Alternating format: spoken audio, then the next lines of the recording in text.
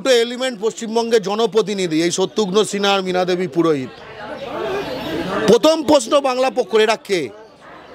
এটা বাংলার মাটি, এটা বাঙালির মাটি, এটা বাংলা ভাষা বলে যে মানুষ তাদের মাতৃভাষার ভিত্তিতে তৈরি মাটি। এখানে শত্রুঘ্ন সিনহা কে? এখানে মীনা দেবী পুরোহিত কে?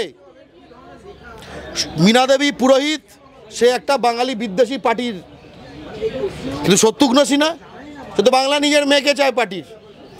যখন এ ভোটে দাঁড়িয়েছিল, এই বিহারি বাবু বলা হয় যে বদমাইশটাকে, এই বাঙালি বিদ্বেষীটাকে, তখন একমাত্র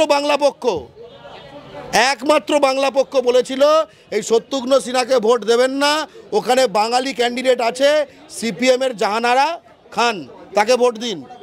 একমাত্র বাংলা পক্ষ বলেছিল, একমাত্র বাঙালি ক্যান্ডিডেট। বাংলা হান্টের আরও খবর দেখতে নজর রাখুন। বাংলা খবর মানেই বাংলা হান্ট।